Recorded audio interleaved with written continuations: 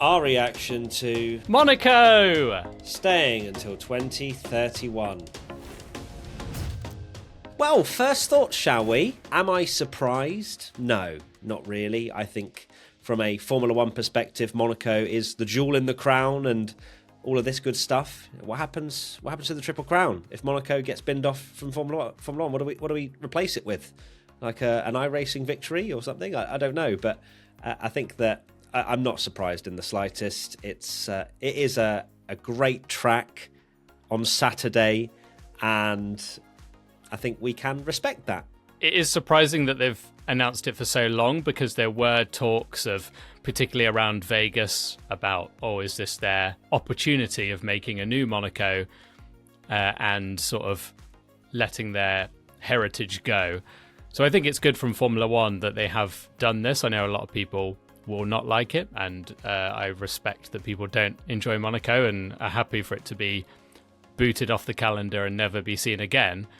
But Formula One, as it's growing and protecting and becoming more of an entertainment brand, I'm glad they're still respecting the heritage. There's no other circuit that you can watch every single great of the past do essentially exactly the same lap. You know, you can watch Ayrton Senna driving a lap around Monaco, and it's more or less exactly the same circuit as Lewis Hamilton doing it or Max Verstappen doing it, and I think that's important in Formula One. No other circuit provides that. The first question comes in from Cricket Soccer F1. They should at least change the format from a race to something else. Any ideas on what could make it interesting? Can you imagine if Formula One announced that the Monaco Grand Prix is scrapped and we're going to have 3 qualifying sessions?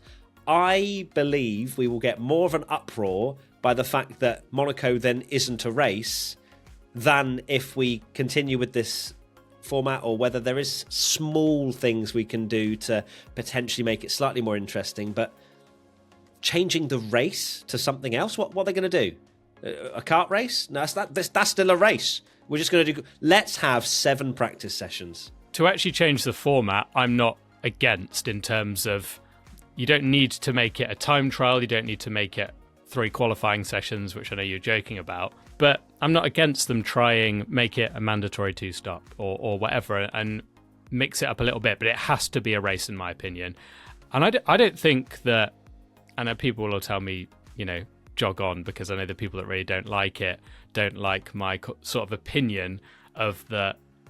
In a weird way, having one race where it's impossible to overtake could actually be quite novel and fun, because you think about all the drama. It's so, I know you don't agree, but it's so true, because Daniel Ricciardo, right? I've said this a million times. The Daniel Ricciardo in 2018 wouldn't have won that race. He gets breezed past, and it's a boring race. Everyone remembers it because you can't overtake. Pierre Gasly winning Monza was awful race. No one overtook. It was boring. Yet everyone loves it because someone different win it. So why not embrace the fact that it is almost impossible to pass? You have to do something crazy, and you could have multiple stops. It mixes it up, and then you might get something different, because it actually provides a different element to Formula One. It's a world championship. Every race should be different. I can't think of many occasions where I've sat back, seen no overtaking, and gone, God, that was good. That's really scratched the itch on my back of Formula One action. You say that, but then at the end of Spa, there was no overtaking, and we were all saying it was the best race ever, where Piastri... As Singapore is a great example. We loved that race where they were all in a massive train, and they couldn't overtake each other. Sainz, don't get me wrong, Norris. Monaco doesn't exactly deliver that. I know we have the Daniel Ricciardo example, but it's not as if Monaco... No, I'm not saying it does, but it could, because if you actually mixed up tyre strategy and things like that, look at 2011. But you're saying if we do this, that, and the other. I'm taking Monaco at face value right now. What it I'm not arguing that it shouldn't stay. It should not stay exactly the same, because there needs to be something to mix it up, I think. Interesting. Yeah, you say a mandatory 2-stop. So you mean a mandatory 2 changes of tyres? 2 changes of tyres, yeah. So do we change? Do we bring a C1, C3, C5 so that we've got differences in pace, because everybody stays out till the very last minute because nobody can overtake and all this good stuff. But what if, there is this bigger discrepancy in tyres? Now, I think, there is a very fine line between it becoming a bit of a joke and a bit of a let's just throw and spin the wheel and see what happens. But also, I think Monaco does need that, and I think we need to appreciate, if we're going to keep Monaco on the calendar, we also it has to remain in the modern day times with the entertainment expectations from Formula One fans. Now, it does that in qualifying, but I'm interested to see if they do anything for the race. I doubt it. P1 Patreon member Tony Soprano. Would a sprint weekend at Monaco result in races with a little more action because the drivers have had less practice, or just 2 boring races instead of 1? Let's go to the positives first. A sprint weekend, as Tony has mentioned here, less practice, which means perhaps we get a star in qualifying. We get that scenario that you've mentioned, Tommy. Someone's in front of everyone else that's slightly slower in the race, but they can't get through. That's what a sprint weekend could potentially provide with that less practice. But yes, I believe that we would just get 2 boring races instead of 1. Yeah, definitely. You'd get 2 great qualifying sessions. You'd essentially have double the action at Monaco because qualifying's the best bit every year, so you'd get 2 of them. But the sprint format would not work because the pit stops are the thing that changes Monaco and will make it a more exciting and better race. So there needs to be more of that, not more, not adding formats, because it's never gonna be this overtaking fest. Like, you just have to accept that. Let's go to the next question. P1 Patreon member Lou Mixion. Will Monaco be a race worth watching in 2026 when the new, smaller cars are about? Okay, let's not get excited here. The cars aren't reducing in size that much. Unless they were chopping them in, sort of taking about a third off of them, then we might have some kind of action. If you look at the difference in size between that mid-2000s to now, it is astronomically different. And even then, they couldn't overtake particularly well around Monaco. Look at the very, the iconic moments back in the 80s, 90s where Monaco you couldn't overtake. So when you sit down and you're ready to enjoy Monaco, you need to change your perspective. If you can do that, then it is a race worth watching. If you're sat down and you expect the most overtakes we've ever seen, then you're going to be disappointed no matter what. To say that smaller cars are going to fix it is unrealistic. The 2026, like you say, they're not changing that much. It's always been hard to overtake. You go back, all the most famous races at Monaco are the fact that people get stuck, and it's the drama in the pits and the strategy. It's Nigel Mansell trying to get past Senna, but he can't. It's very, very, very rare that we see overtaking. And there's not really been much overtaking since the 50s, where the cars were absolutely tiny compared to what they are now.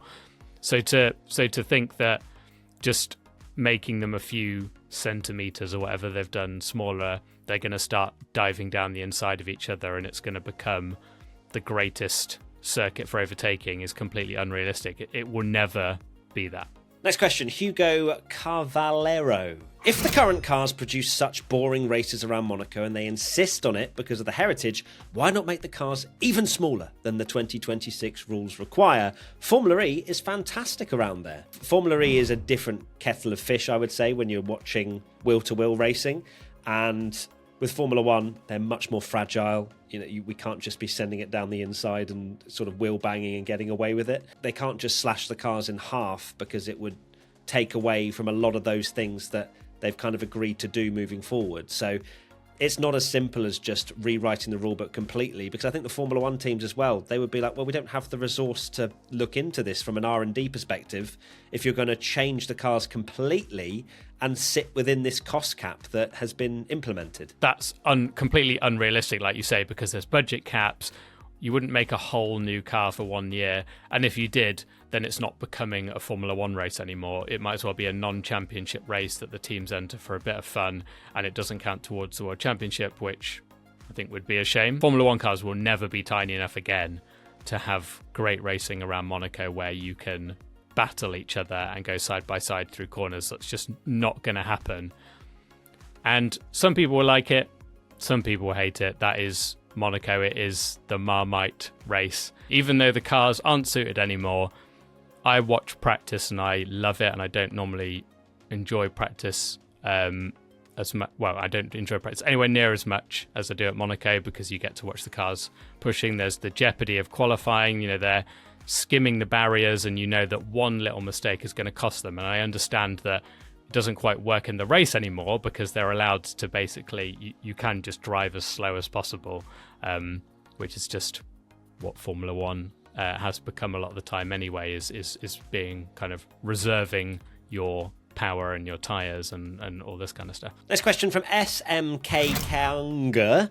Could we possibly see any changes in the track layout within this period? No, absolutely not. Just look at it. What are you going to do with it? Are we going to go racing underwater? Like, there are a few roads that we could go down instead, but the race is going to be the same. You can't do anything to Monaco that will make it so much better. And even then, even with straights, Singapore, there's no overtaking.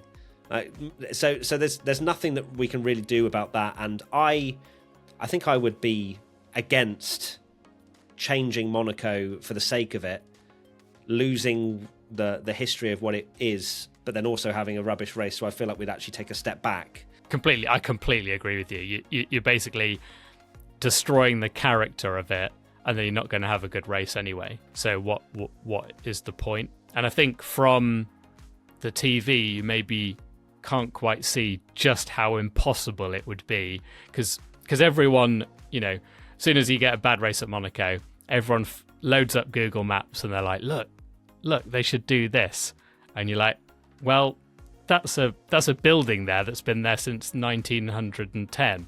Like, you can't just knock it down, and things like that. And people don't realize that there's shops and things like slightly raised a level down and all this kind of stuff, that it's just built. Monaco is kind of just grown and built around the circuit. The whole point of Monaco is it's Monaco, and it's the same circuit that's been there since the 50s. So to scrap it, you kind of just have to get rid of the whole thing if that's what you want, which you shouldn't. How dare you? You shouldn't. No, listen to Tommy. He loves Monaco, and look, I'm happy. I'm happy to have Monaco on the calendar. It is that novel thing that you say, Tommy. It is a one weekend of the year where we almost celebrate Formula One history in some ways. And I get newer fans, ones that haven't watched Monaco that many times, and then sit down and do that, and you're like, well, that's absolutely abysmal. So I can understand where more recent fans would have that opinion, but for us, Tommy, we've watched since the 90s, so it has a slightly different feel, and we have a slightly different relationship with that. Well, I mean, you have a bit of a weird relationship with Monaco, actually, mate. I'm not going to lie to you, but yeah, that's a very interesting discussion. Tommy, what are your final thoughts? My final thoughts are, we actually did a poll, so I'll reveal the results now. Are you happy that Monaco will still be on the calendar in 2031? Yes, 64%, no, 36%. So I understand why people don't like it, but there's a lot of people that do, and I think it deserves a place on the calendar when there's so many races. And my final thoughts are, to add to this whole 2-stop mandatory or 2 dry tyre, whatever, they have to use the C1, the C3 and the C5 at some point during the race. Boom, lovely. That'd be perfect. Great race on your hands until everybody does exactly the same strategy and we keep the same queue for 78 laps. But that's fine. We can figure that out when Formula One undoubtedly do not implement this. Thank you, everybody. We'll see you very soon. Lots of love. Take care. Bye. Goodbye.